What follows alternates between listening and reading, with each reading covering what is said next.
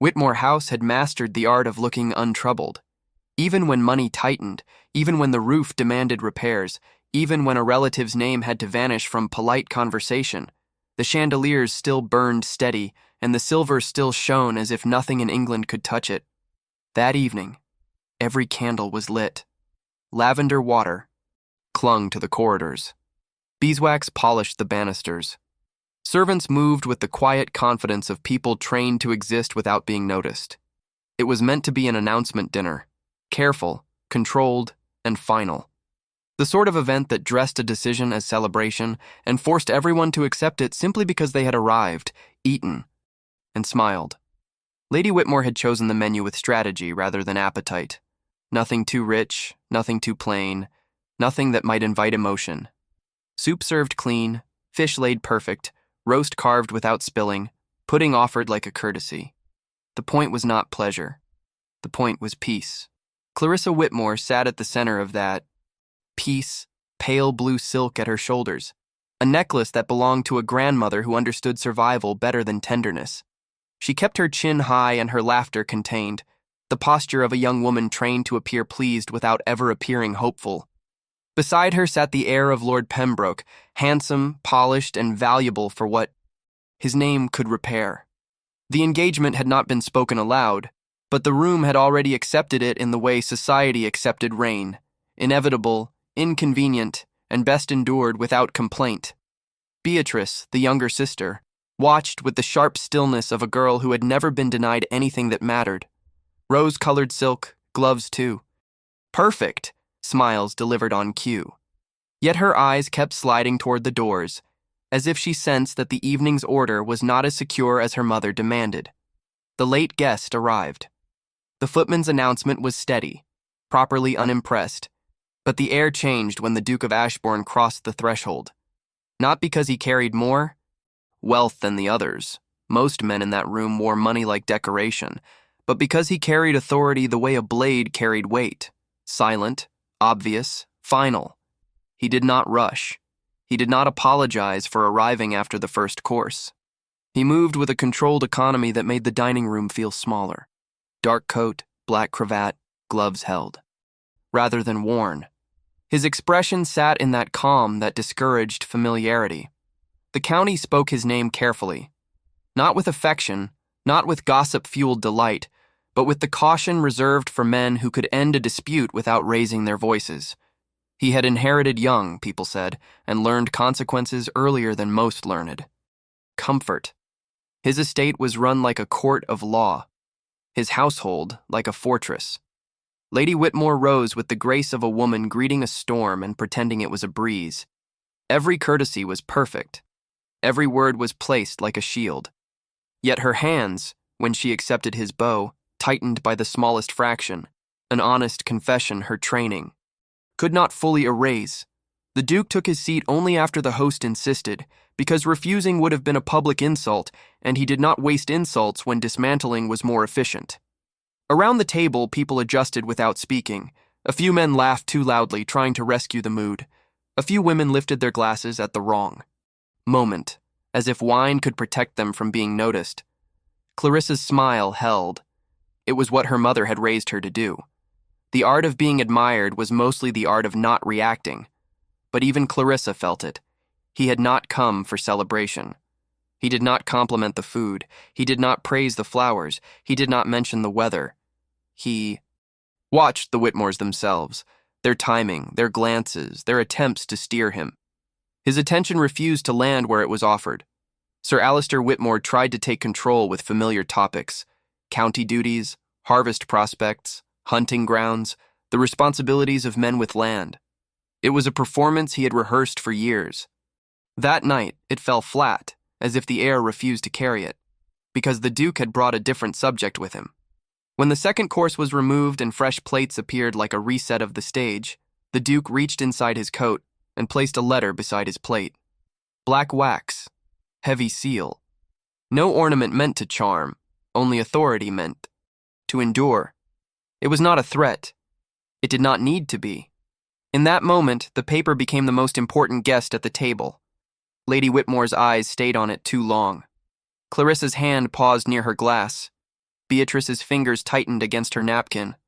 Sir Alister's smile thinned into something that could no longer pretend ease. Even the Pembroke heir shifted in his seat, the discomfort of a man realizing he had been invited into someone else's war. The Duke did not push the letter forward. He did not tap it for attention. He left it there as if its meaning was already understood, waiting only for the Whitmores to admit they recognized it. And then the room noticed the chair.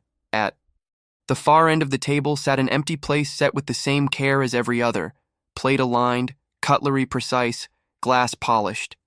Whitmore House worshipped symmetry. Yet the chair remained empty, not from illness, not from grief, but from a long habit of absence. Clarissa saw it and looked away as if she had never learned to count. Beatrice saw it and frowned, a flicker of irritation at imperfection. Lady Whitmore saw it and tightened her mouth, the expression of a woman who had built a life on avoiding certain truths. Sir Alister's gaze passed over it too quickly, as if speed could erase it.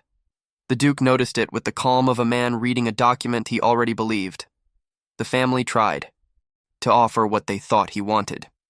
Lady Whitmore angled the conversation toward Clarissa's virtues, then toward Beatrice's charm, as if rank might be persuaded to accept whichever daughter was most convenient.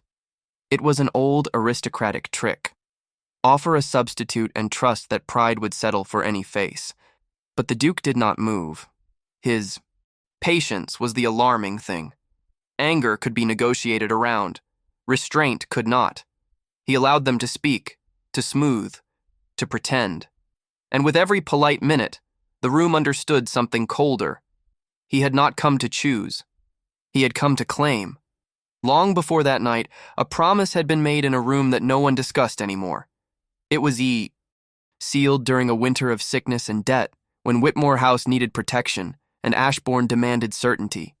The agreement never lived at teas or church steps. It lived in ledgers and signatures, in the hard belief that honor was a contract. The Whitmores told themselves time would dull it. Instead, the boy became a duke, and the ink only gained weight. That was why the empty chair mattered. It was not mere absence, it was defiance, a refusal to display the daughter who did not fit the story the Whitmores sold. No guest knew the details, but everyone sensed the outline, something concealed too carefully to be harmless. And the longer the Duke waited, the clearer it became. He would not leave alone. The other guests began to feel like witnesses. Women who had arrived with pearls and mild expectations grew careful about where they looked. Men who were used to being bold turned quiet. In that world, knowing too much could stain you as fast as doing too much. Yet the tension was impossible to ignore because the Whitmores were failing at the one skill their bloodline prized above all else, appearing in command of their own house. Even the servants were listening now. A maid lingered near the sideboard, adjusting a cloth that had been straight for an hour. A footman's steps softened, as if he feared his own shoes might become evidence. The fire cracked too loudly, and the silver sounded sharper when it touched porcelain. The county had always whispered about the Whitmores. Not the entertaining whispers that died with the season, but the quieter ones that stayed. People had noticed only 2 daughters were presented. People had noticed a wing of the house kept closed, always clean, always guarded by silence. The kinder. Rumor suggested delicate health. The crueler rumor suggested shame. In a society built on pretense, curiosity was usually trained to stop at the edge of politeness. But the Duke of Ashbourne was large enough to step past politeness. He sat there, unmoved, while the dinner continued because it had to. Pudding arrived. Wine was poured. Compliments were offered as if manners could stitch a torn reputation back together. Yet every gesture now looked like strategy. Every smile looked like defense. Every pause looked like fear. The Duke's gaze returned to Lady Whitmore with deliberate precision. His calm did not soften, but it sharpened, as if the evening had finally reached its true purpose. The letter remained beside his plate, a quiet ruler laid across the table. Lady Whitmore's fingers moved toward the seal, then stopped. The guests held their breath by instinct. Sir Alister's jaw tightened. Clarissa sat perfectly still, like a figure in a portrait that could not afford motion. Beatrice's eyes flicked once toward the corridor, then back, as if she feared what might appear. Then a sound came from beyond the dining room doors. Not the controlled tread of staff, not the confident step of a gentleman. Something lighter, careful, hesitant. The kind of footfall that belonged to someone trained for years to avoid being noticed. The Duke's gaze shifted to the doors, not with surprise, with recognition. And Whitmore House, for the first time in a very long time, understood that its secret was no longer theirs to manage. The dining room doors opened with the kind of care that belonged to a house trying to keep its own history from spilling onto polished floorboards. A servant stood to one side, not daring to announce anything, as if a name spoken aloud might become a permanent stain. The footsteps that followed were light, measured, and practiced in avoidance. Whoever approached had learned long ago that being seen was an event, and events always came with consequences. Lady Whitmore moved first, not toward the doors, but toward the space between the doors and the table, as if her own body could serve as a curtain. Her posture stayed elegant, her face calm, yet the calm looked strained now, like a ribbon tied too tightly around something that wanted to break free. Sir Alistair remained seated, hands close to his plate, the look of a man who had spent years defending a position that could not be defended. Forever. Clarissa did not turn to stare. She simply grew still, as if her spine had become part of the chair. Beatrice's eyes sharpened with a hunger she did not bother to disguise, because she had been trained to treat discomfort as weakness in other people, not herself. The Duke of Ashbourne did not move at once. He watched with a quiet patience that made the room feel ruled, not hosted. His gaze held the doorway as if he had been waiting for that exact rhythm of steps, that exact pause at the threshold. In the soft flicker of candlelight, he looked less like a guest and more like a man observing a confession. The figure who entered was not dressed for triumph. No bright jewel announced her. No daring color demanded admiration. The gown was simple, carefully chosen to offend no one and excite no one, pale enough to vanish against candlelight if the room wished it.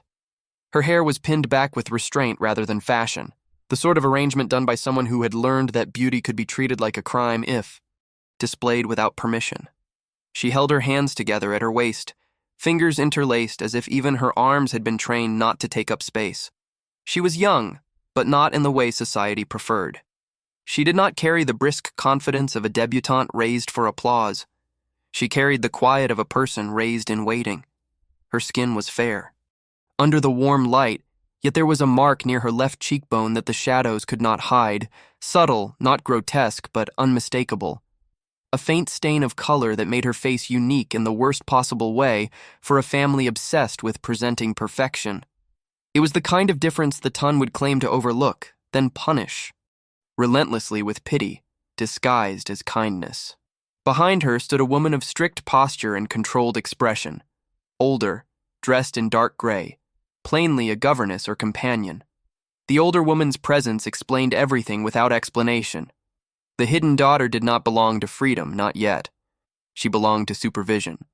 The guests noticed in the same manner they always noticed, not openly, not rudely, but completely.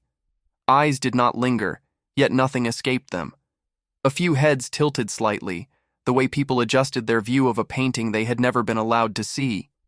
A gentleman at the far end of the table paused mid-breath, then returned to breathing as if nothing had happened. A lady with a string of pearls raised her glass with a delayed motion, as though her hand needed permission from her mind. For one stretched moment, the room balanced on a single question. Not who she was, because everyone understood that answer now, but what she would be permitted to become. Lady Whitmore angled her body again, a silent insistence that the young woman remain near the doorway, near the shadows, near the exit. It was the habit of years, polished into instinct. She offered the faintest motion of her hand toward the corridor, the gesture of a hostess pretending to guide a guest onward, when in truth she was trying to send the young woman back where she belonged. The Duke's stillness broke with precise timing. He rose, not hurriedly, not dramatically, but with enough clarity that the entire table understood his movement was a decision. He did not smile. He did not soften. Yet there was something oddly protective in the way he placed himself between the room's scrutiny and the girl's uncertainty. His attention did not go to her mark first. It went to her posture. Her hands, the way she stood as though expecting to be told she had done something wrong simply by existing. Sir Alistair's mouth tightened. Clarissa's fingers pressed once into her napkin, then relaxed again, the only rebellion she allowed herself. Beatrice watched the Duke, not the girl, the way predators watched the stronger predator and calculated what could be stolen. The young woman, Evelyn, though the name had not been spoken, lifted her gaze only briefly. Her eyes were a calm gray, careful and observant, more accustomed to rooms seen through half-open doors than rooms filled with judges. She looked toward her father.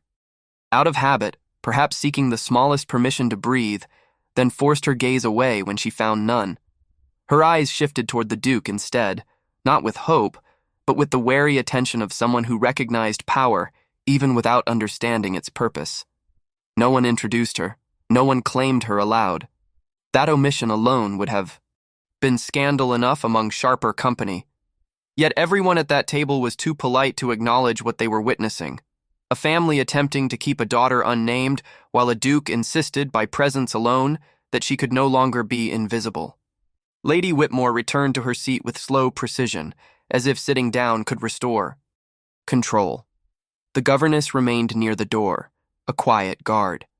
Evelyn stood where she had been placed, then shifted, almost imperceptibly, as if the Duke's posture had altered the rules of the room, and she was trying to understand which rules had changed.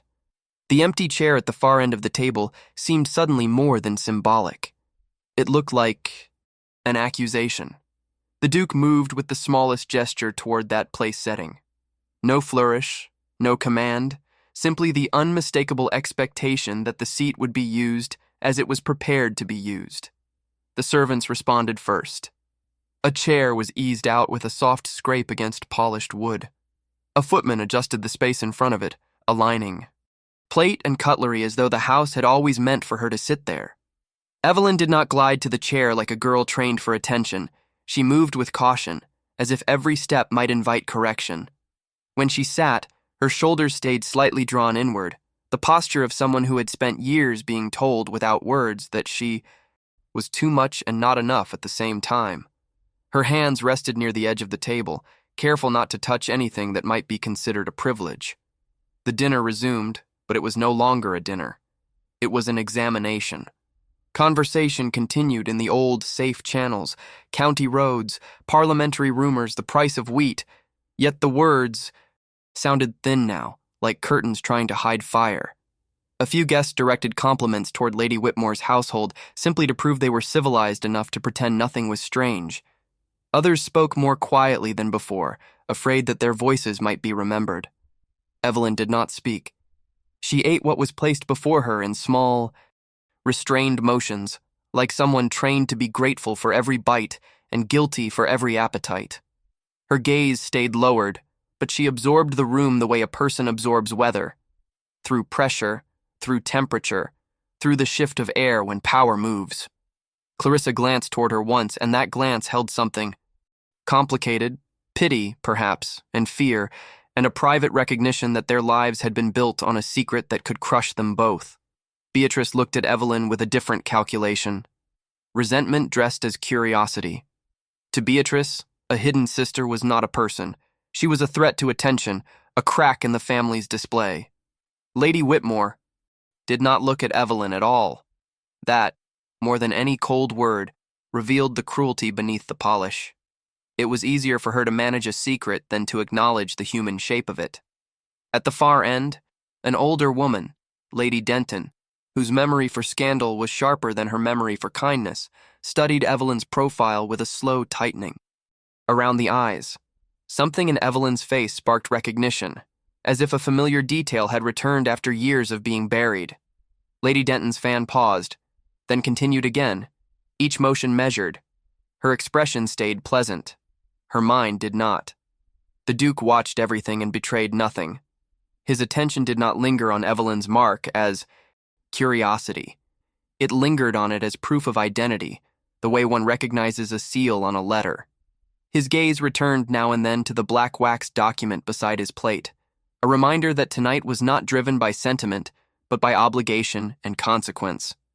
When the final course arrived and the servants began their quiet clearing, the guests prepared themselves to leave with the controlled relief of people escaping a storm without admitting they were frightened.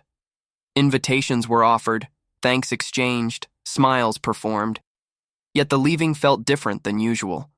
No one left with satisfaction. They left with information. The Duke did not follow them. His carriage did not depart. His staff remained.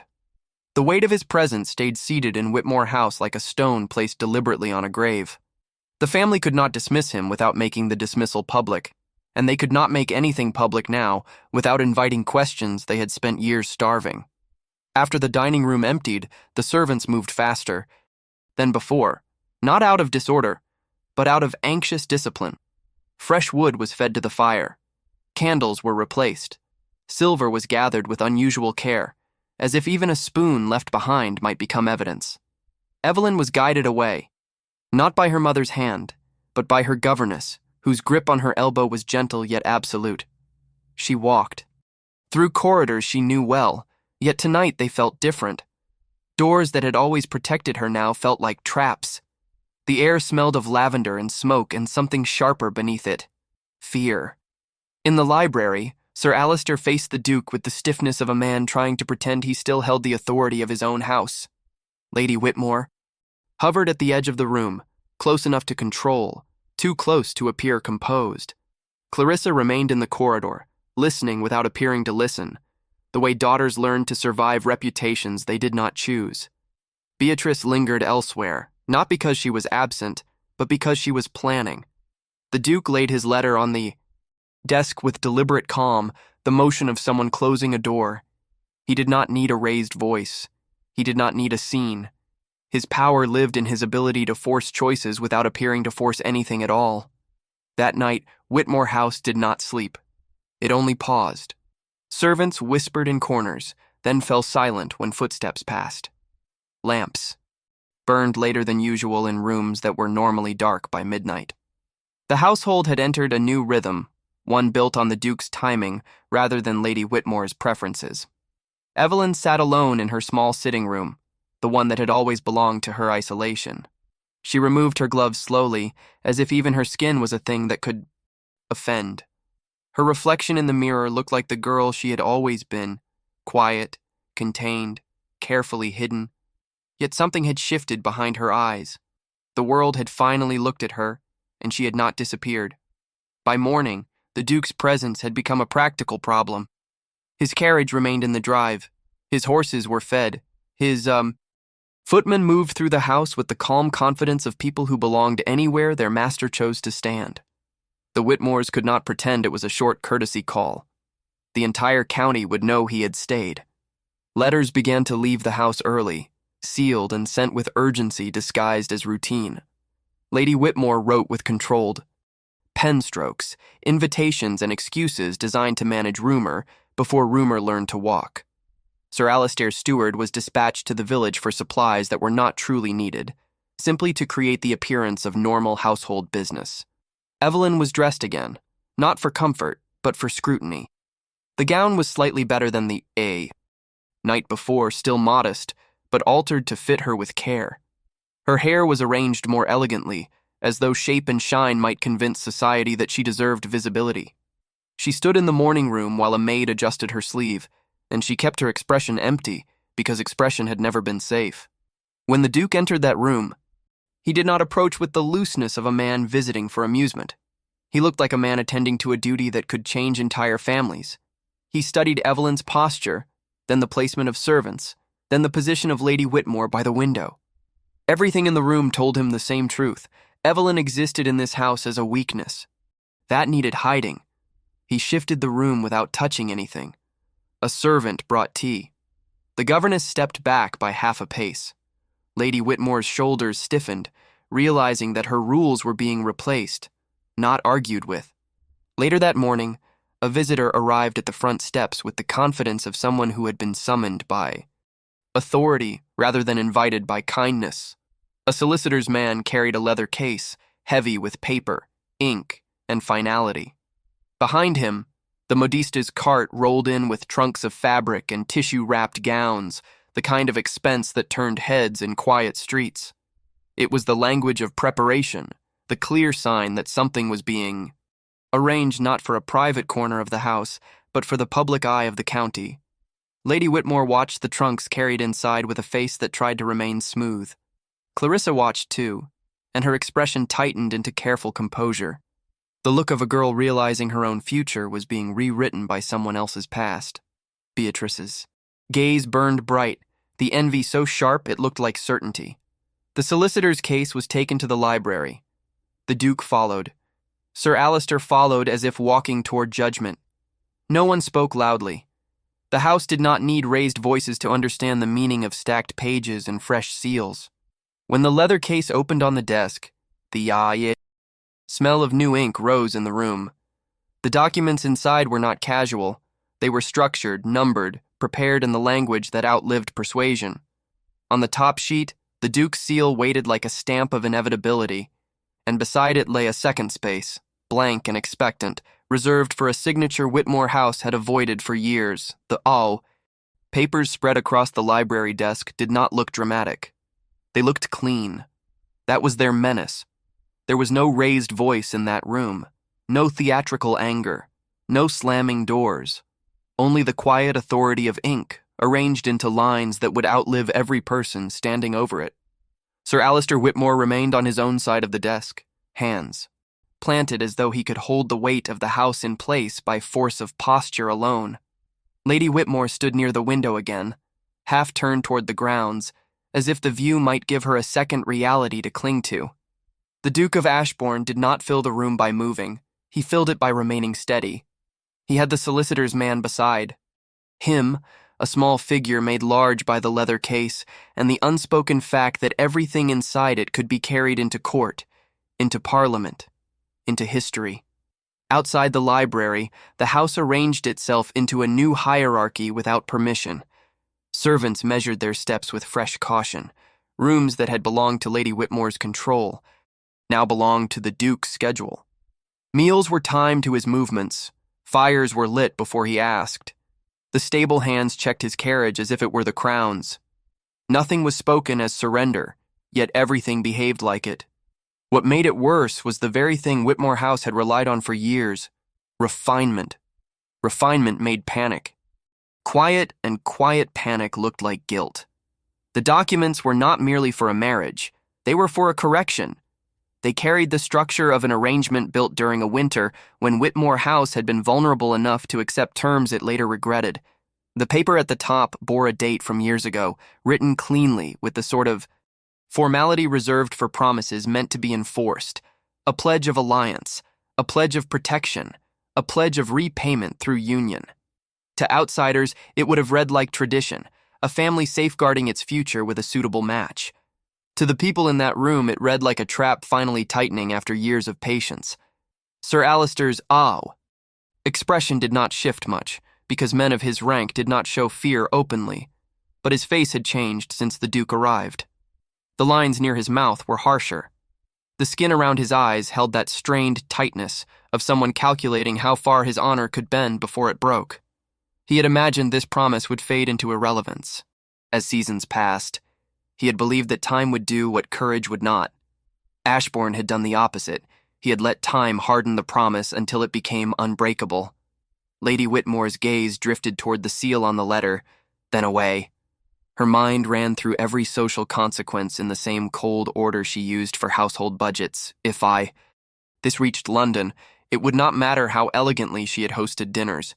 It would not matter how respected her lineage was. Polite society forgave cruelty.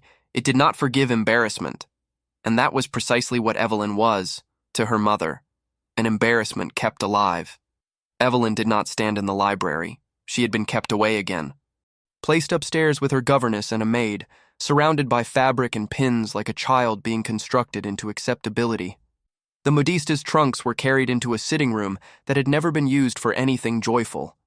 Tissue paper was unfolded as carefully as scripture. Silks appeared in shades chosen not for vanity, but for persuasion. Soft ivory, dove gray, pale lilac. Colors that whispered innocence even when innocence had never been protected. The modiste herself moved with the brisk reverence of a woman who understood she had been summoned into a story that would be repeated for decades. She did not ask questions. She did not comment on why a young woman of marriageable age had never been seen. She simply measured and pinned and adapted the way tradespeople survived the whims of the powerful. Yet even she could not fully hide the pause in her hands when she first looked at Evelyn's face.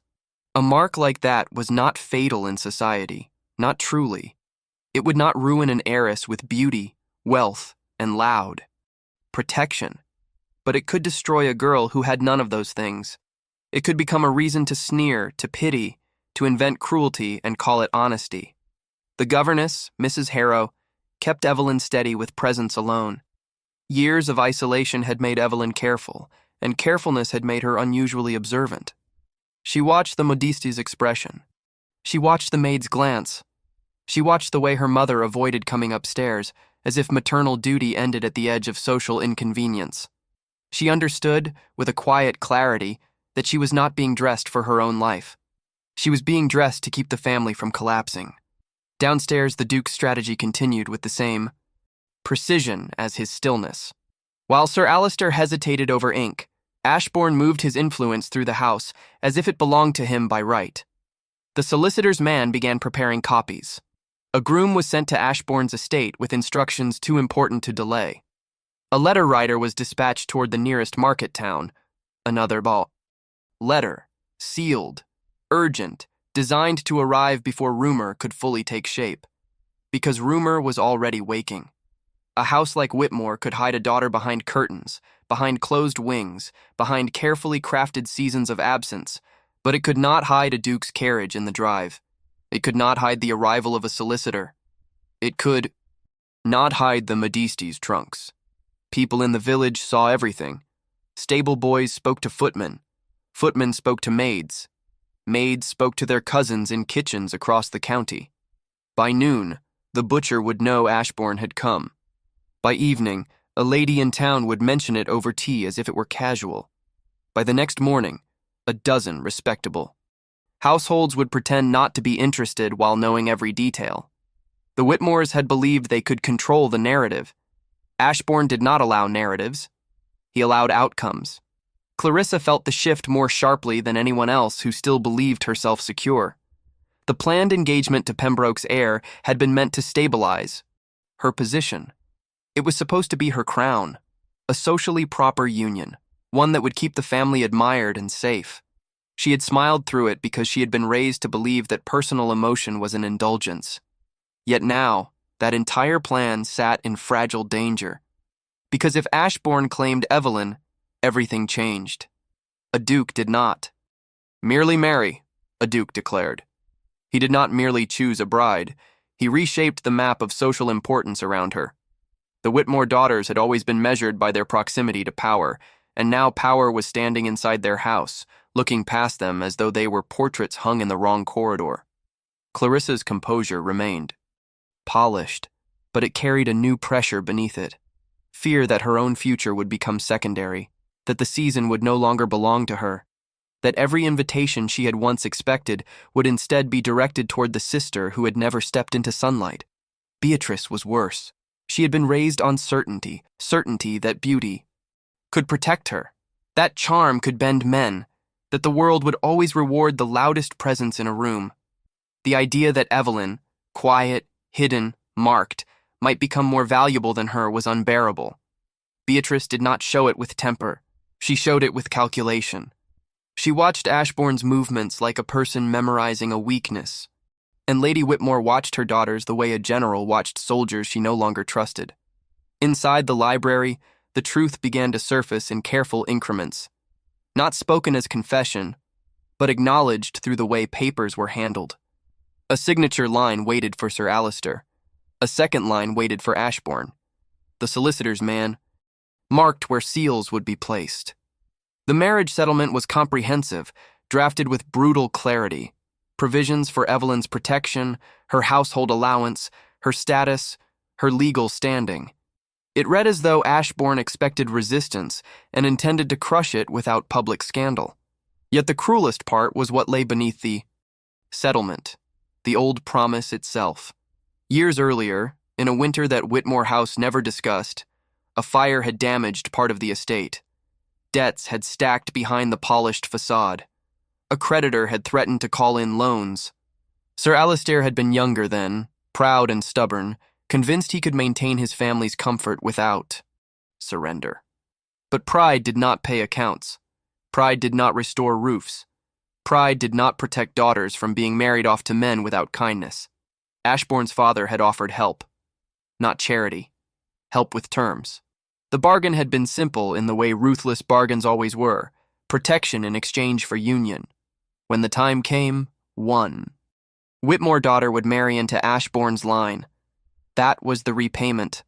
That was the bond. At the time, it had seemed tolerable. Whitmore had believed he could choose which daughter, shape which future, negotiate which face he presented to society. He had believed that by the time a duke came to collect, the Whitmores would have regained enough strength to steer the outcome.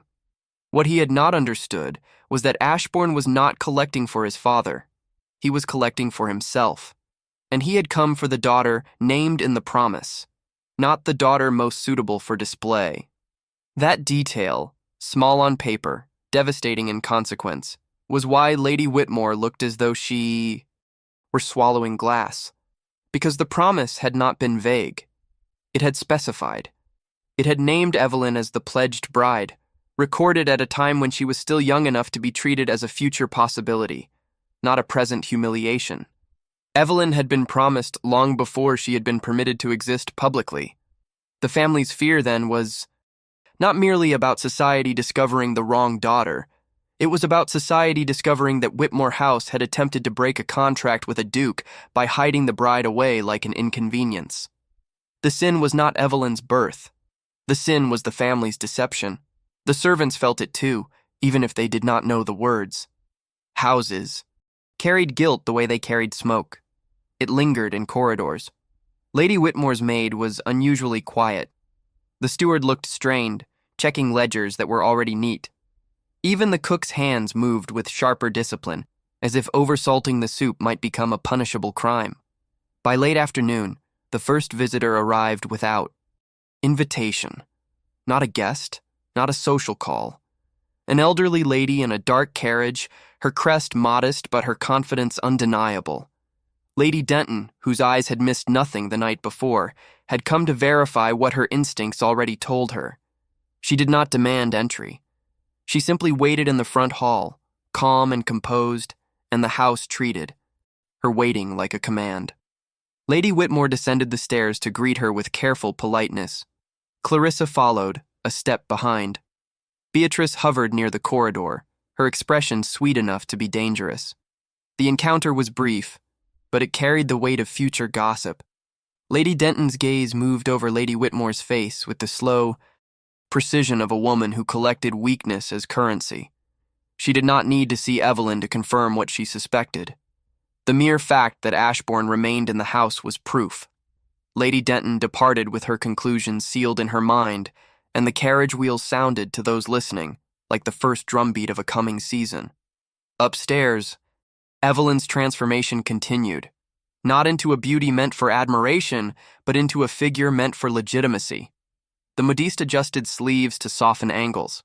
She chose fabrics that caught candlelight gently rather than sharply. Everything was designed to make Evelyn look less like a secret and more like a rightful daughter of the house. Evelyn watched all of it with steady quiet. She did not protest. She did not brighten. She understood too well that the clothes were armor she had never asked for. Yet something in her eyes had changed since the dinner. Not confidence, not yet, but awareness.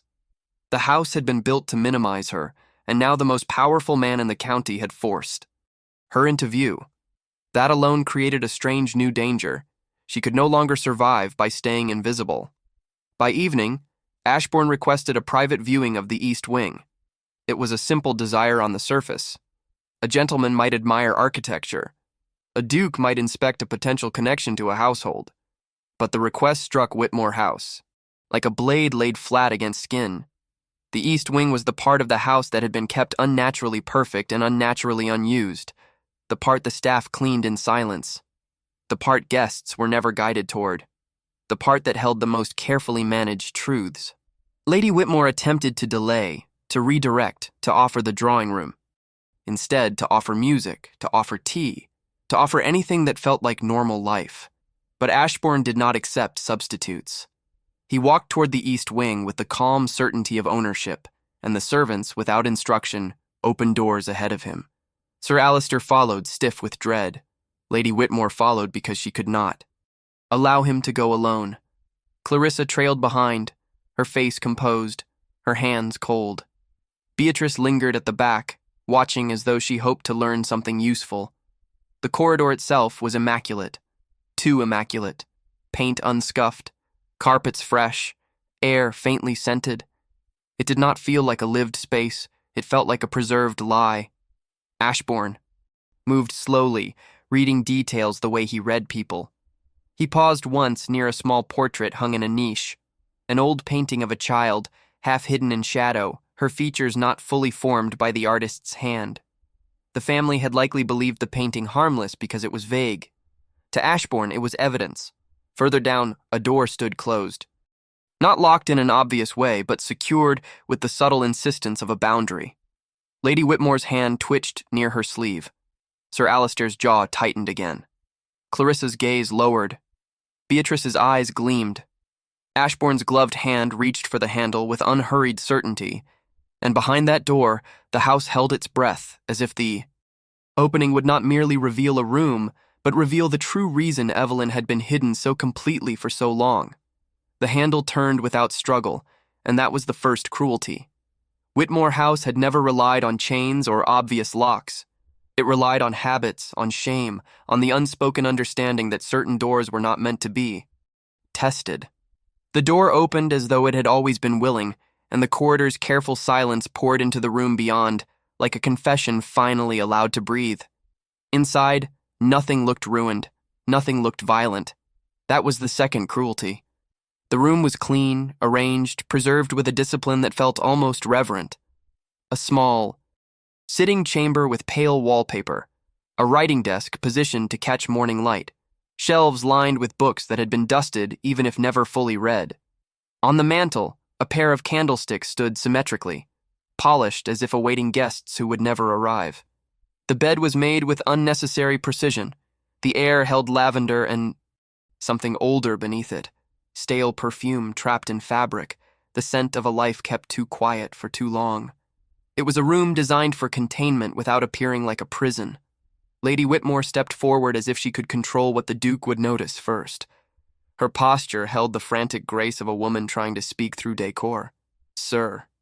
Alistair remained in the doorway, a man unwilling to enter the part of his own house that proved his failure.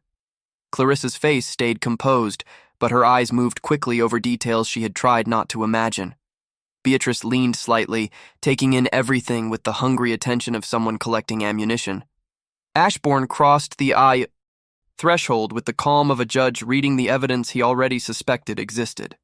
His gaze traveled in careful lines, the desk's ink stains from occasional use, the stack of unused stationery, the corner chair positioned not for comfort but for observation. Then his attention landed on the small cabinet near the bed. Not because it was unusual, but because the door of it was fractionally misaligned, as though it had been opened recently and shut too quickly. A man like Ashbourne did not need to touch the cabinet to understand its purpose. He turned instead toward the wall opposite the bed where portraits hung.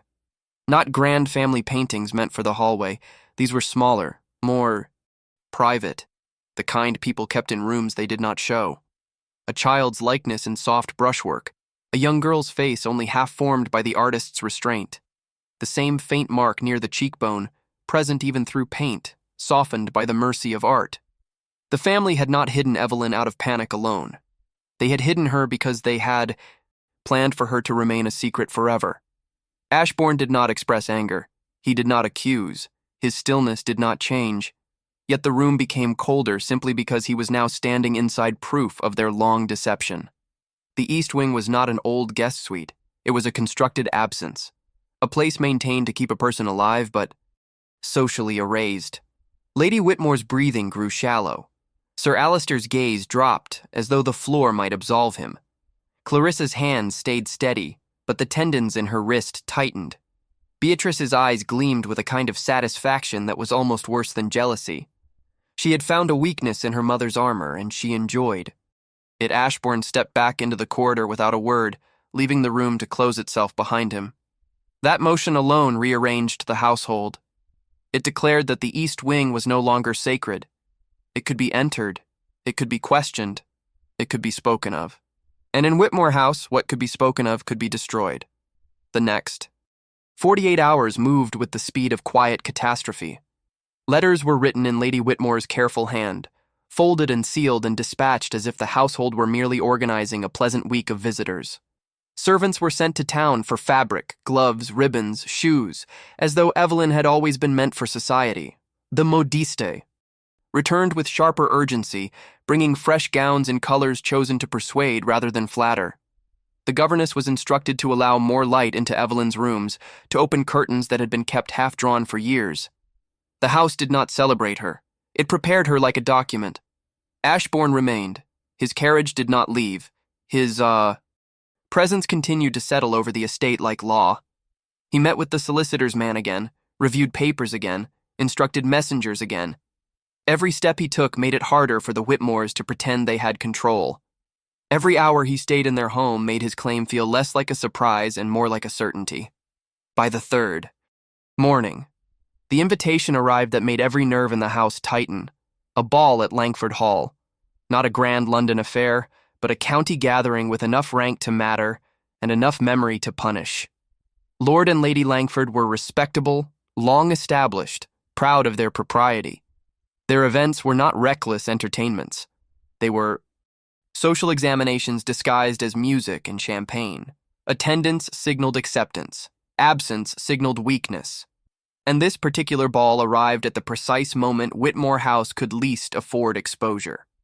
Lady Whitmore's immediate instinct was refusal. Not spoken, but visible in her rigid shoulders, in the way her eyes narrowed as she calculated the danger. If Evelyn appeared, society would judge. If Evelyn did not appear, society would become suspicious. Suspicion would breed rumor. Rumor would breed certainty. And certainty, once formed, could not be invited to dinner and politely dismissed. Ashbourne's influence made the choice for them, not by force, but by inevitability. Duke's presence was already a public fact. A duke attending the Langford ball with Whitmore House would turn whisper into announcement. It would grant Evelyn the one thing she had never had, a shield large enough to block ridicule. It would also place her directly under the Tun's gaze, and the Tun's gaze was never gentle. Evelyn was told quietly and efficiently that she would attend. No one asked if she wished to. No one considered whether she was prepared. Society did not care about preparedness. It cared about performance. She was a Whitmore daughter, and a Whitmore daughter had duties. Her life had been reduced to hiding for years. Now it was being reduced to appearing, because both were forms of control. The hours before the ball were not glamorous. They were surgical. Evelyn stood while her hair was arranged into a style not too daring, not too childish, not too plain. Pearls were chosen instead of diamonds, modest enough to seem tasteful, expensive enough to seem legitimate. The gown selected was pale ivory with a quiet sheen, designed to catch candlelight gently and soften the mark on her cheek without fully concealing it. The modiste's hands moved with professional precision, and yet she kept glancing at Evelyn's face as if the girl were a delicate object that could crack if handled wrongly. Clarissa watched from the corner of the room for part of the preparation, her expression composed in that trained way. But beneath it sat a discomfort she could not hide. Clarissa had never feared a ball. She had been built for them. Yet this ball felt different, because it was not about admiration. It was about control slipping away. Beatrice appeared too, draped in confidence, offering the kind of polite assistance that always carried poison beneath it. She adjusted a ribbon for Evelyn with a touch too firm, as if reminding Evelyn that even now she belonged to the family's grasp. Her smile remained sweet. Her eyes remained sharp.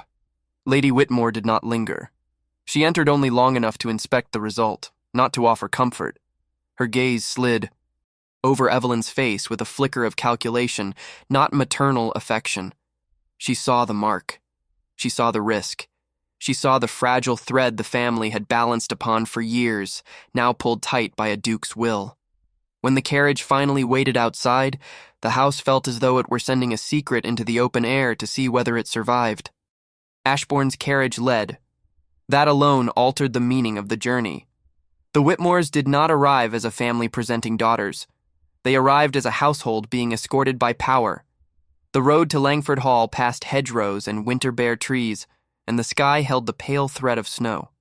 Evelyn sat with her gloves folded in her lap. Posture. Straight, breath controlled, eyes fixed on nothing. She had lived most of her life in rooms where she was not allowed to become a subject of conversation. Now she was being delivered into a room where conversation was designed to destroy. Langford Hall glowed like a candle in the dusk, every window bright, every lantern lit. Carriages crowded the drive in neat rows, crests visible, footmen in polished livery moving like an organized army. Music spilled into the cold air in faint threads. Laughter rose in carefully modulated bursts. It was the sound of society performing itself. The moment Ashbourne's carriage arrived, the rhythm of arrival shifted. Heads turned, footmen straightened. Servants hurried, not from panic, but from the instinct to treat rank like weather, something that must be accommodated immediately. The Duke descended first, calm, gloved, composed, his presence cutting through the night like a signal flag no one could ignore. Lady Whitmore followed, poised, controlled, wearing the expression of a woman who had, survived too long to collapse now. Clarissa stepped down with practiced grace. Beatrice, eager and bright, offered a smile meant to collect attention like coins. Then Evelyn appeared, not hidden in the carriage, not left behind, not shuttled discreetly through a side entrance. She stepped into the lantern light beside her family, and the entire drive seemed to pause for the smallest breath. It was not outrage that met her. It was something worse, measured observation. The ton's cruelty did not begin with insults. It began with silence. It began with eyes that pretended not to look while studying every detail. It began with expressions that remained pleasant while decisions were made.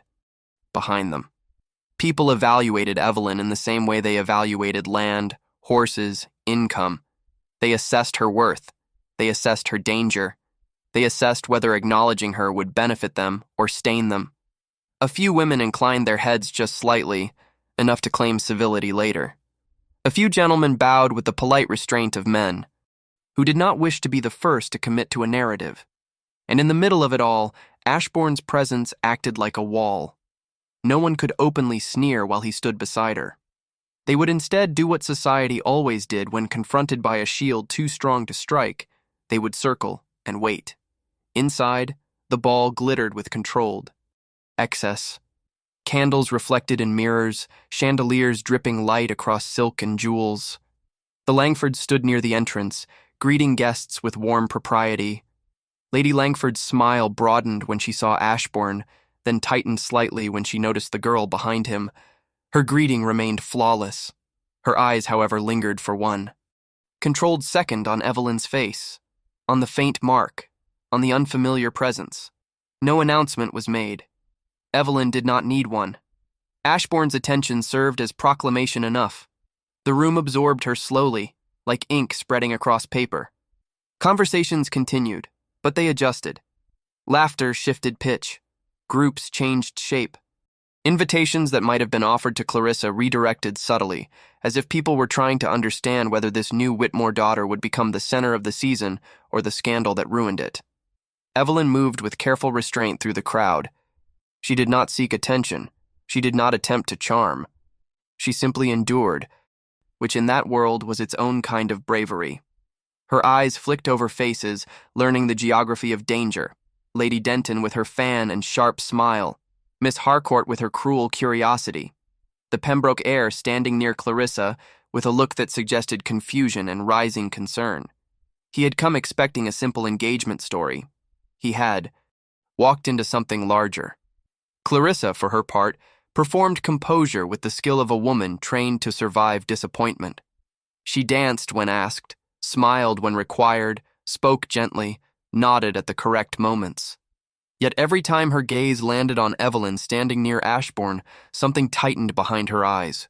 Not hatred, not jealousy alone. Something more complicated. The recognition that her own value was being renegotiated in real time. Beatrice found her own way to shine.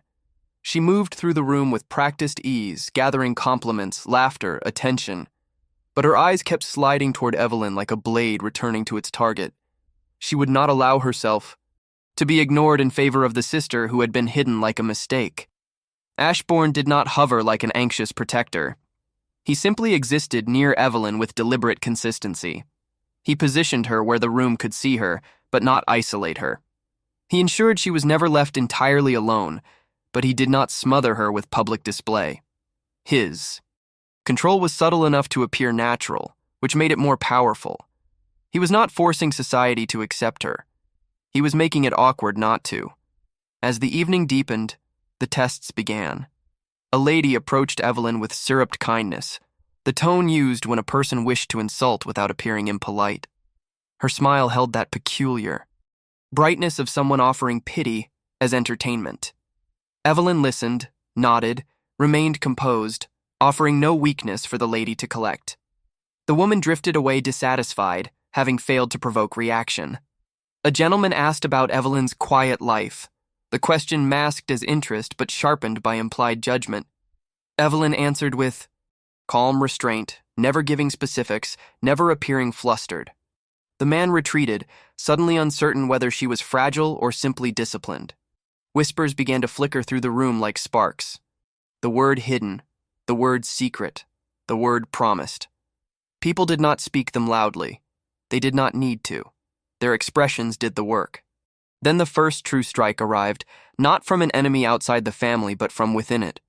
Beatrice arranged it with the precision of a girl who understood that the most elegant cruelty was the kind performed accidentally. A servant passed with a tray of champagne. Beatrice shifted at the perfect moment, angled her elbow in a way that seemed careless, and the glass tipped. Not a dramatic spill, but enough. Pale liquid splashed across Evelyn's ivory silk, staining it visibly in the candlelight. The accident drew attention like a bell. A few gasps sounded, a few smiles tightened.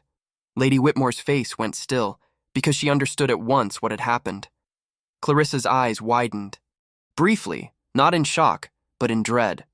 The ton leaned inward, pretending concern while feeding on the spectacle. Evelyn froze for a fraction of a second, not because of the stain itself, but because she recognized the ritual. A girl was being marked publicly, and society would decide whether the mark meant weakness.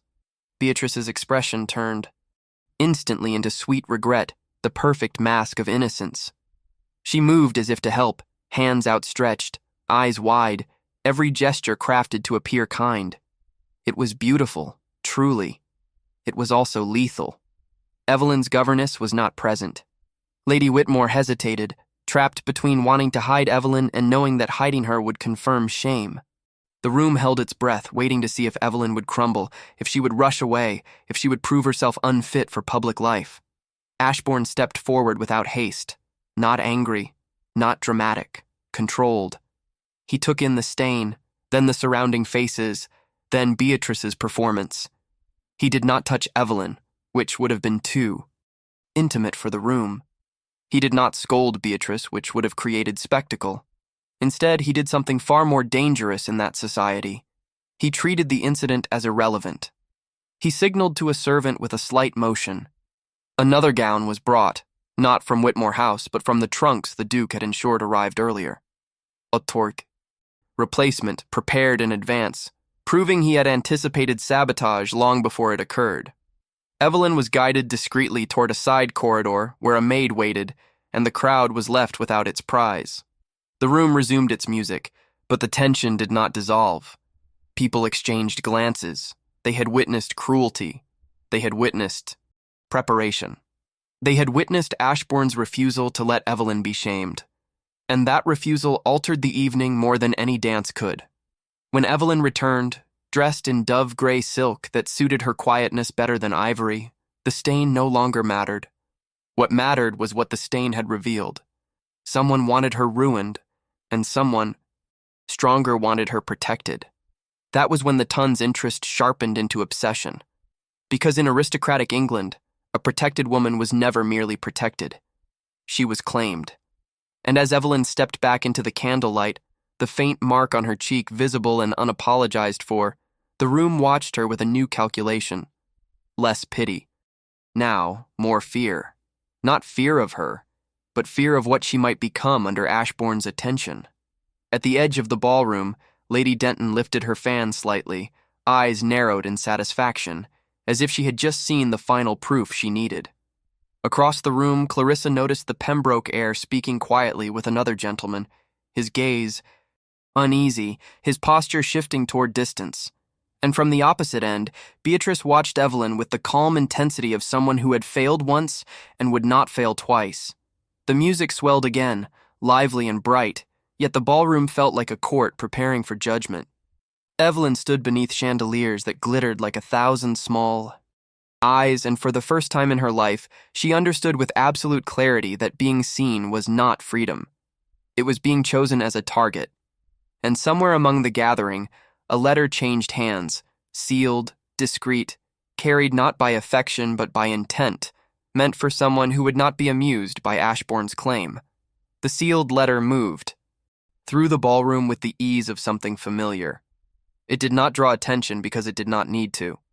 In county society, influence traveled quietly, through invitations delivered too quickly, through servants who knew which door to knock upon, through names written at the bottom of a note that would never be spoken aloud. The message left. Langford Hall, before the final dance had ended, carried by a footman whose posture suggested routine rather than urgency. No one watched him go. They watched Evelyn instead, because she was the more entertaining story. By morning, the county had decided what it wished to believe. Not the truth, because truth was rarely satisfying, but a version of it that fit neatly into the old patterns. A hidden daughter, suddenly produced. A powerful duke, suddenly attentive. A family whose perfection had been too polished to be honest.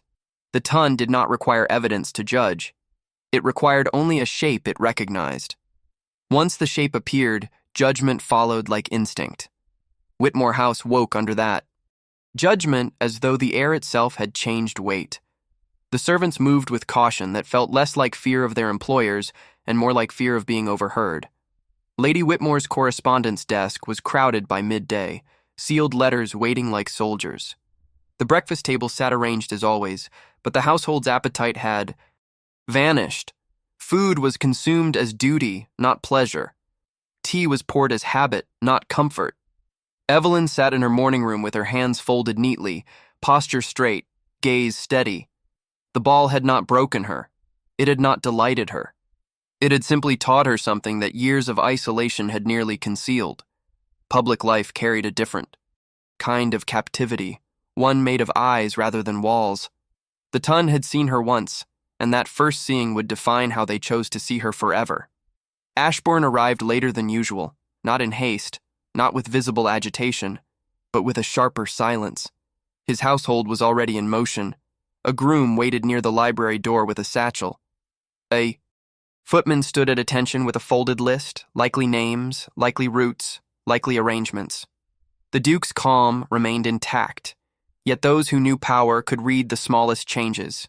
The angle of his shoulders, the precision of his gaze, the way he moved like a man anticipating resistance rather than conversation. Lady Whitmore attempted to meet him with composure. She always did. It was her greatest skill, appearing in control while everything beneath her shifted. She offered tea. She offered the drawing room. She offered the harmless distractions of a well-run house. Ashbourne did not accept. He went to the library, and the house followed, because the house no longer knew how to refuse him without collapsing. Sir Alistair entered behind him with the posture of a man walking into his own consequences. Clarissa remained outside the room at first, listening in a controlled distance, as if closeness might make her complicit. Beatrice stayed somewhere nearby, unseen but present, her mind sharp, her patience narrow. Solicitor's man opened his leather case again. Papers were laid out, seals prepared, ink warmed, not by fire, but by inevitability. It should have been the moment Whitmore House finally surrendered to the promise and secured Evelyn's future by binding it to Ashbourne's name. It should have been the moment that ended the story. Instead, Lady Whitmore delayed, not in dramatic refusal, not with raised objections, with something far more aristocratic, hesitation dressed as concern. She asked for time to review. She asked for clarification on provisions already clear. She asked about whether the county might misinterpret. She asked about how long the Duke intended to remain. She asked questions whose only purpose was to create space. Space was how she survived. Space was how she hid Evelyn for years. Space was how she hoped to weaken Ashbourne's certainty into negotiation. Ashbourne did not argue. He did not raise his voice. He simply waited, and his waiting felt like a blade left resting on the table. The longer he waited, the more obvious it became that Lady Whitmore was not seeking understanding. She was seeking an opening. And while she sought one, the county moved faster than her pen. By midday, the first visitor arrived. Not Lady Denton this time, but Lord Pembroke himself. He did not come in his son's place. He came because the Ton had begun to whisper that the Whitmores were no longer stable, and Pembroke did not allow instability near his family's interests. He arrived in a dark carriage with his steward, his posture stiff, his expression controlled. When he entered the front hall, the servants reacted with that specific alertness reserved for danger disguised as respectability.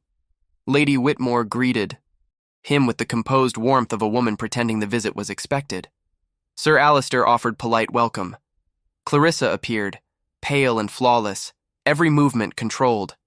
Her engagement, once a certainty, now trembled beneath the surface like ice under weight. Lord Pembroke's gaze swept over the family in quick assessment. Not curiosity. Calculation. He had not come to admire. He had come to decide whether the Whitmores remained worth associating with. His eyes shifted once toward the corridor leading deeper into the house, as if he already suspected Evelyn's presence. Pembroke's kind did not like surprises. They liked control. A hidden daughter was not merely odd. It suggested secrets, and secrets threatened alliances. The conversation remained polite, yet every sentence carried a colder meaning. Pembroke required reassurance without asking for it. Lady Whitmore provided it without proving it. Sir Alistair spoke of old respectability, old loyalty, old friendship. Pembroke listened as though old things had already begun to lose value. Clarissa's hands remained steady, yet the slight tension around her mouth suggested she understood what was happening. Her future was being weighed, and the scale was tilting away. Ashbourne did not appear during this meeting. That absence was deliberate. He did not place himself into Pembroke's conversation because he did not need to. His influence was already there. His carriage already in the drive, his solicitor already in the house. His presence was not something Pembroke could ignore. Yet Ashbourne allowed Pembroke to witness the Whitmores' instability without giving them the shield of his direct proximity. It was a lesson delivered without cruelty. Whitmore House was exposed now, and exposure belonged to those who controlled it. Pembroke departed with measured politeness and a face that betrayed nothing. Within an hour, a letter arrived addressed to Clarissa, sealed in Pembroke wax. Lady Whitmore held it longer than necessary before handing it over, as if weight alone might soften what it contained. Clarissa did not read it aloud. She did not need to. The Ton had taught her how to absorb disappointment without spectacle. Her face remained composed, yet a slight tightening at her throat suggested pain she refused to display. The letter, once opened, was folded again with careful hands and set aside like an object too sharp to hold. The engagement was not broken publicly. It was postponed. That word carried 1,000 insults beneath it. Postponed meant questioned. Postponed meant uncertain. Postponed meant society was waiting to see whether Clarissa's family was still worthy of alliance. Clarissa remained silent, but her eyes moved toward Evelyn's corridor with a new expression. Not hatred. Something else. A private sorrow mixed with resentment at being made collateral. Lady Whitmore, however, did not allow sorrow. She allowed strategy. That afternoon, she summoned Beatrice to the small sitting room near the back stairs, away from servants, away from listening ears. What they discussed was not heard, but it was visible in the way. Beatrice emerged later with calmer eyes and a sharper smile. She moved through the house with new purpose, her sweetness more polished, her patience thinner. Evelyn, meanwhile, was drawn into the drawing room under the excuse of tea. Not a casual tea. A formal arrangement, the kind that existed to be witnessed. Lady Whitmore sat with careful posture, Clarissa beside her, Beatrice across, and Evelyn in the seat that placed her under the strongest light. The governess remained near the wall, attentive, watchful. Ashbourne entered last, his gaze noting every placement, every expression, every angle of control. The atmosphere held a careful friendliness, the kind that sounded reasonable on the surface and poisonous beneath. Lady Whitmore offered Evelyn small courtesies, compliments on her gown, remarks about the ball, gentle observations about society's unpredictability. Yet each sentence carried an implied instruction. Remain grateful, remain quiet, remain manageable. Evelyn responded with soft composure, giving nothing away. She did not plead. She did not protest. She allowed Lady Whitmore's performance to unfold without collapsing. That restraint unsettled Beatrice more than any argument would have. Beatrice wanted Evelyn to falter. She wanted tears, panic, embarrassment. She wanted proof that Evelyn did not belong. Instead, Evelyn sat as still as a portrait, refusing to give them the satisfaction of weakness. Ashbourne watched quietly. His expression did not shift, but his attention sharpened. He had entered Whitmore House expecting resistance. He had not expected this kind of resistance, soft, maternal, polite, designed to make Evelyn feel small while appearing kind. This was the true weapon of society, cruelty, disguised as virtue, and Lady Whitmore was skilled at it. By evening, the trap began. It started in the most ordinary way possible, a rumor delivered as concern. A note from Lady Denton arrived, addressed to Lady Whitmore, thick with politeness. It expressed sympathy for the family's unexpected strain and offered assistance in guiding Miss Evelyn through her introduction. The implication was elegant. Evelyn required managing, because she was fragile, because she was questionable, because she was not naturally fit. Lady Whitmore received the note with a calm expression that looked grateful. Inside her mind, it likely felt like oxygen. Lady Denton's assistance provided the very thing Lady Whitmore needed most, a socially acceptable reason to take Evelyn out of Ashbourne's protection and place her under someone else's influence. Lady Whitmore began arranging visits, afternoon calls, small gatherings, events that could shape Evelyn into whatever narrative the family wished the ton to accept. Each visit would be supervised. Each gesture would be curated. Each mistake could be recorded and repeated. Evelyn would become a spectacle not through scandal, but through constant observation. Ashbourne understood the danger at once, not because Lady Denton was powerful alone, but because the ton worked like a flock. If one lady chose to treat Evelyn as a curiosity, others would join. If one lady framed Evelyn as fragile, others would repeat it. Evelyn would become a story told about her rather than a person living her own life. And stories, once chosen by society, were nearly impossible to escape. Yet the Whitmores moved faster than Ashbourne's ability to stop them without appearing forceful.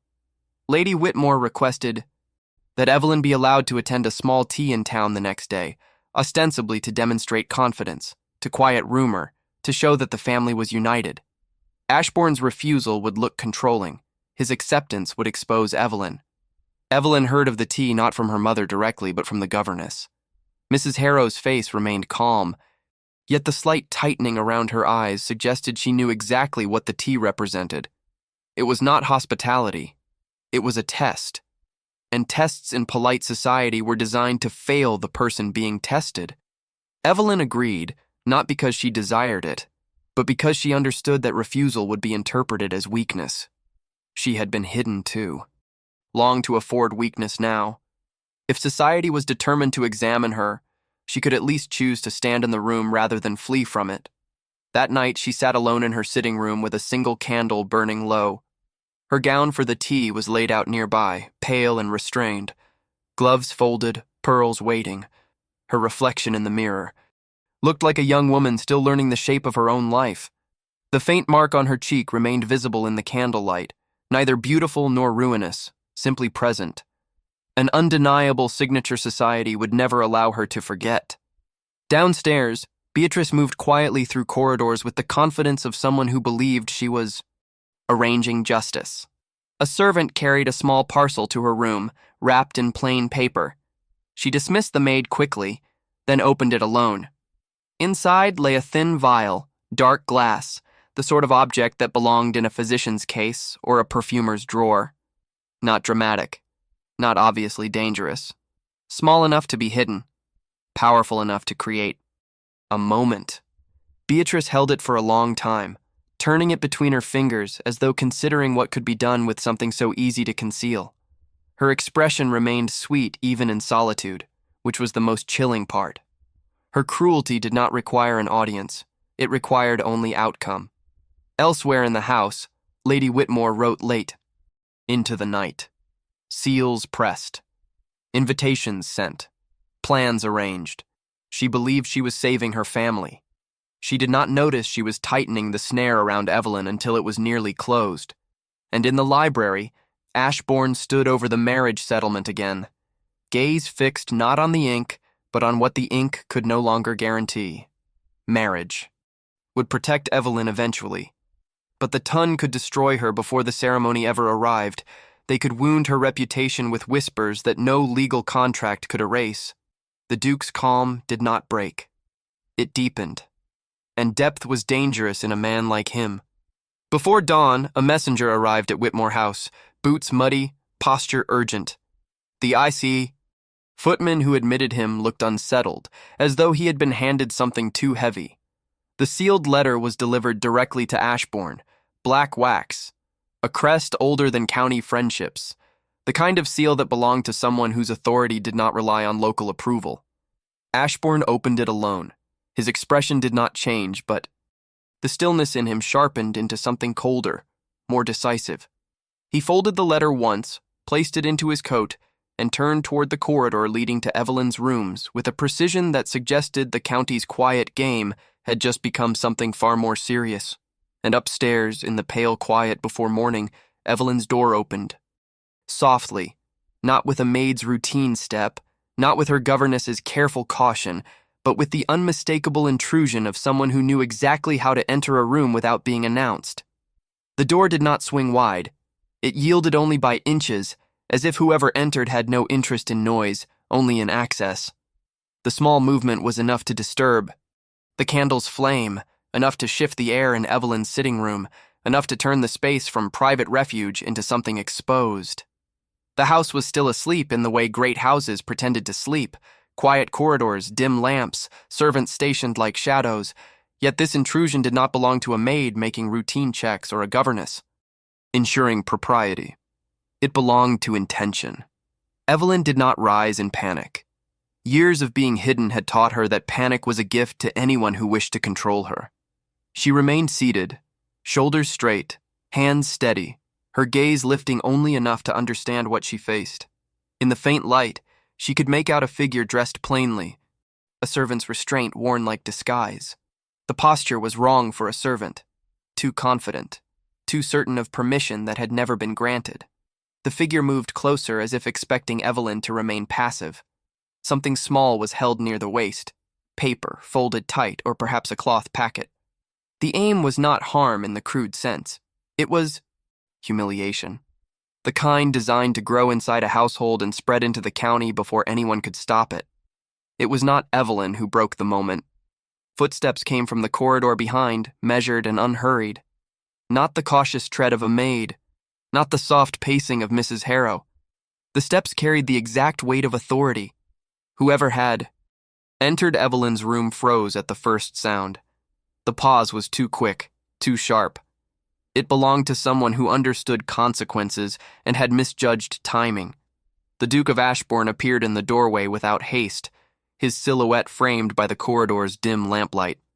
He did not look like a man rushing to rescue. He looked like a man, arriving where he had already decided he would be. His gaze took in the intruder first, then Evelyn, then the object in the intruder's hand.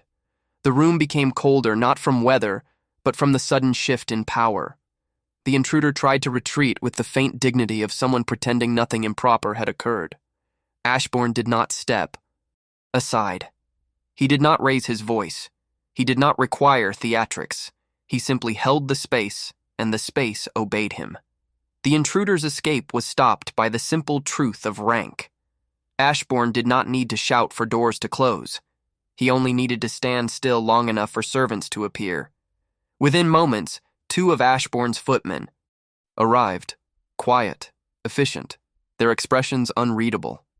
The intruder's posture changed again, a slight stiffening that betrayed fear. Whitmore's servants gathered at a distance, drawn by the shift in air, hesitant to intervene in what had become a collision between their mistress's long rule and a duke's immediate authority. Ashbourne's attention turned briefly toward Evelyn, not lingering, not indulgent, simply verifying that she remained steady. Evelyn held his gaze for one calm second. She had lived most of her life as something the household moved around. Now she was the fixed point that made people rearrange themselves. The intruder was escorted out with brisk, controlled movement. No struggle, no spectacle, no raised voices, just removal. The sort of removal that did not invite gossip because it left no dramatic detail to repeat. Yet the absence of drama only sharpened the question. Who had sent this person, and what had they intended to place into Evelyn's room? Ashbourne moved to the small table where the intruder had hovered, and picked up the folded paper left behind. It was sealed clumsily, the seal not of a great household, but of a lesser hand trying to imitate authority.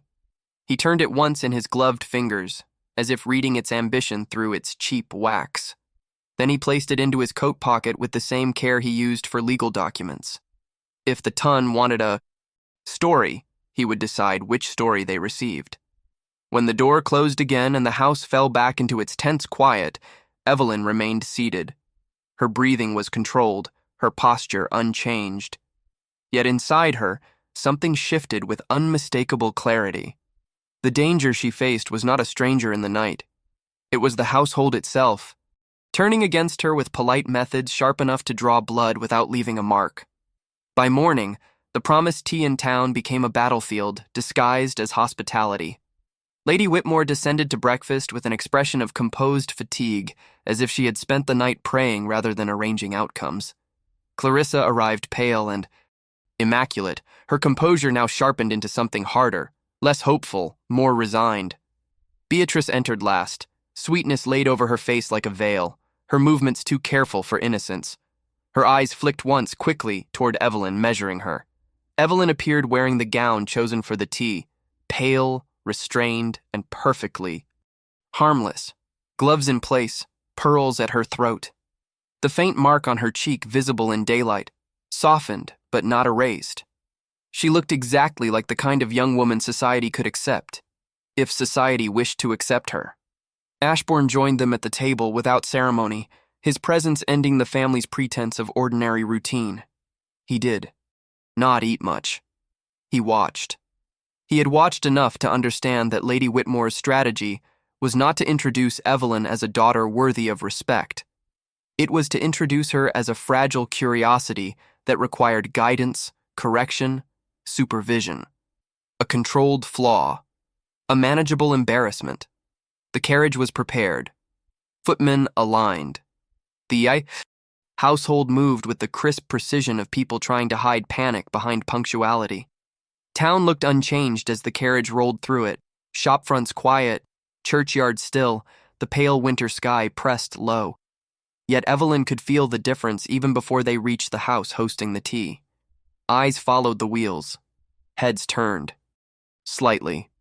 Not openly rude, never openly rude, but aware.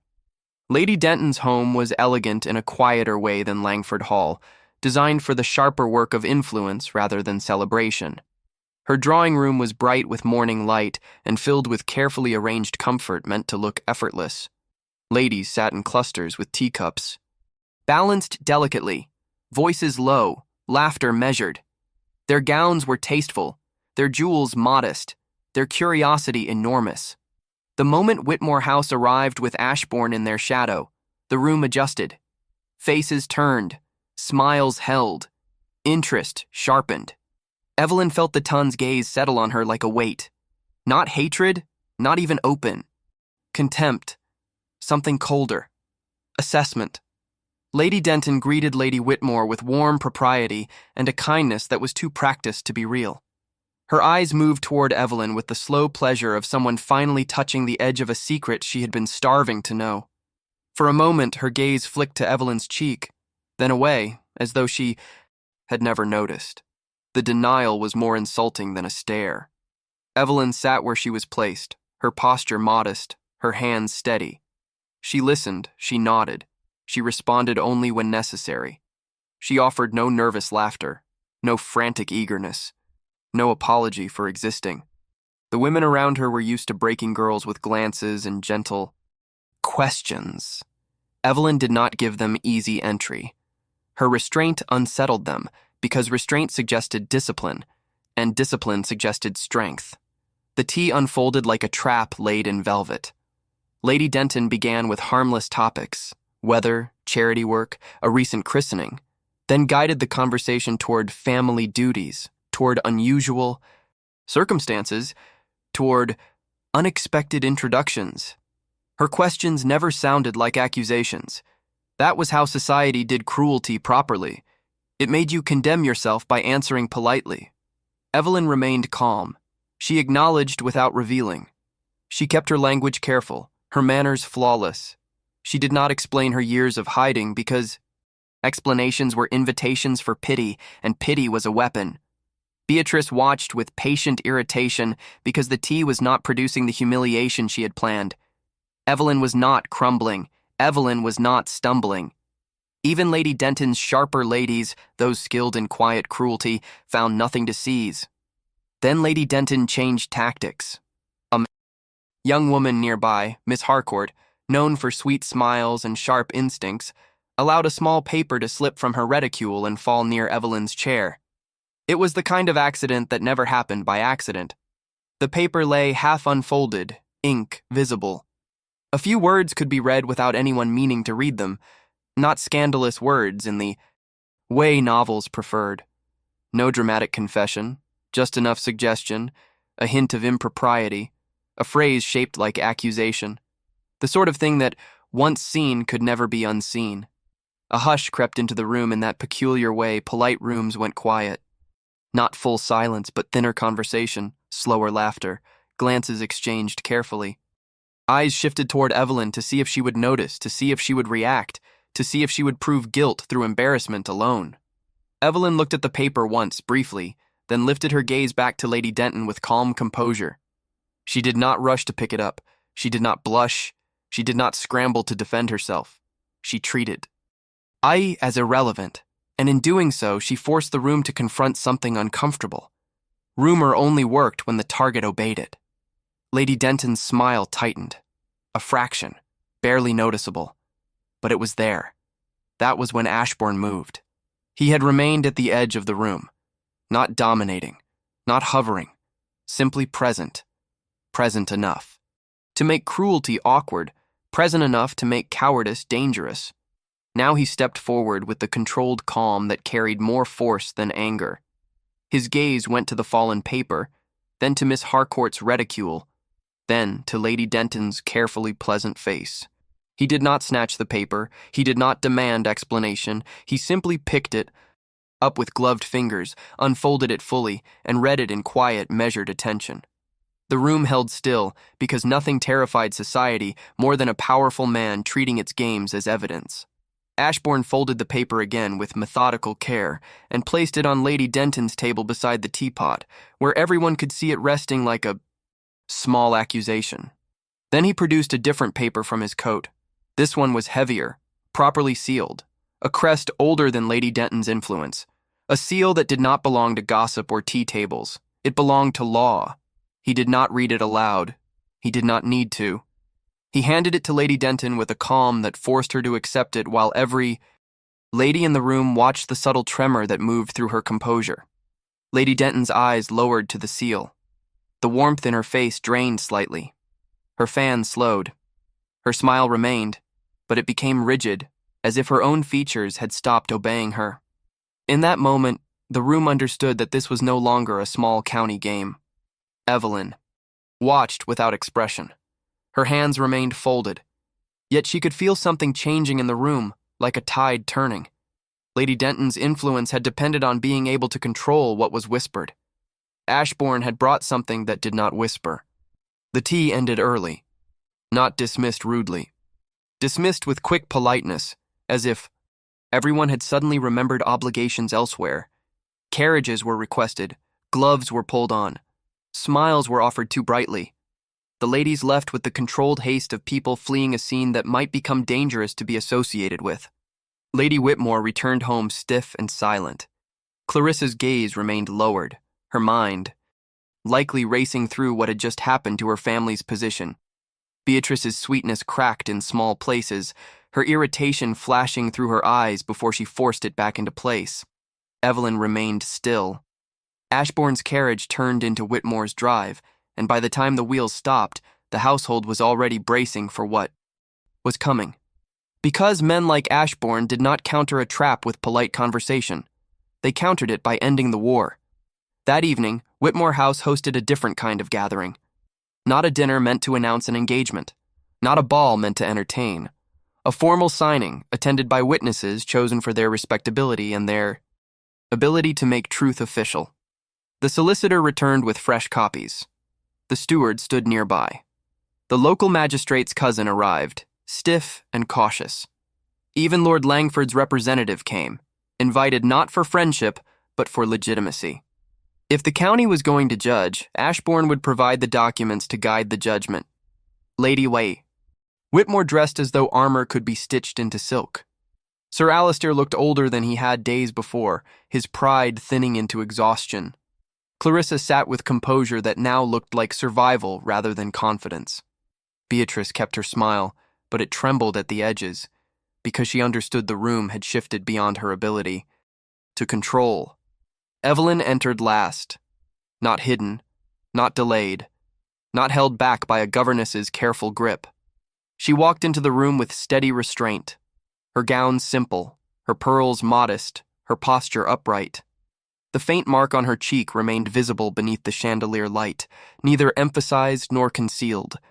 It existed, and she did not apologize for it. Ashbourne stood when she arrived, not as a theatrical gesture, but as acknowledgement. The witnesses noticed. The ton would hear about it. In that society, even standing could be a declaration. The solicitor laid out the marriage settlement. The old promise document rested beside it, dated, sealed, and devastating. Sir Alistair stared at the page as though it were a mirror reflecting everything he had tried not to see. Lady Whitmore's hands tightened together once, quickly, then relaxed into calm again. The moment arrived that would decide everything. The signature. Sir Alistair hesitated for only a second, not because he did not know what he must do, because he did. He hesitated because signing meant admitting publicly what he had spent years hiding privately. Signing meant confessing that Whitmore House had tried to break a contract by hiding the very daughter it had pledged. Honor, in that world, was not about goodness. It was about consistency. And Whitmore House had been inconsistent in the most dangerous way. Sir Alistair signed. The ink dried quickly, as if eager to become permanent. Ashbourne signed next, calm and precise, his name settling onto the page like a final lock clicked into place. The solicitor's seal was pressed. Witnesses added their marks. The papers were folded, copied, and placed into the leather case that would carry them into any court, any house, any conversation that attempted to twist the truth. Lady Whitmore's expression did not crack. She had survived too long to break in public.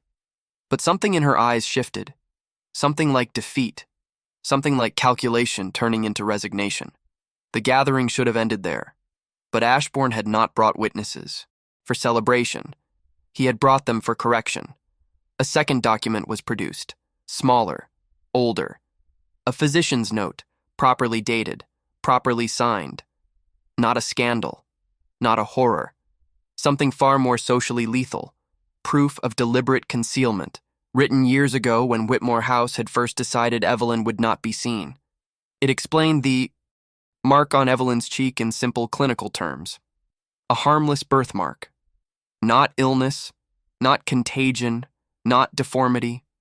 Nothing that justified shame. The only reason it had mattered was because Lady Whitmore had decided it would matter. The room's air changed when the witnesses understood this, because it revealed the family's true offense. Not that Evelyn was imperfect, but that the Whitmores had been willing to erase a daughter for the sake of a prettier story. Lady Whitmore's lips tightened. Sir Alistair's gaze dropped. Clarissa's face remained composed, but her eyes flickered toward Evelyn with something like grief. Beatrice's sweetness faltered entirely for a heartbeat, her expression sharpening into something ugly before she forced it smooth again. Evelyn remained still through it all. She did not collapse into tears. She did not plead for sympathy. She simply stood in the truth now made official, and that quiet endurance did something unexpected to the room. It commanded respect, not sentimental respect, social respect, the kind that mattered in England's rigid hierarchy, where dignity was often less about feeling and more about refusing to be broken. Ashbourne did not linger. He did not allow the moment to become a spectacle. He simply ensured the documents existed, the witnesses saw them, and the narrative of Whitmore House became impossible to twist without being contradicted by ink. When the witnesses departed, the house felt emptier than before, as if it had lost not guests but illusions. Lady Whitmore retreated to her private sitting room, her posture still upright, her defeat contained. Sir Alistair went to the library and stood alone, staring at shelves that suddenly looked less like tradition and more like weight. Clarissa sat quietly at the edge of the drawing room with hands folded, her engagement's postponement now transformed into something else.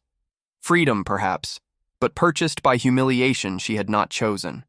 Beatrice moved through the corridor like someone searching for a new plan, but the house no longer felt like it belonged to her. Evelyn returned to her sitting room without hurry.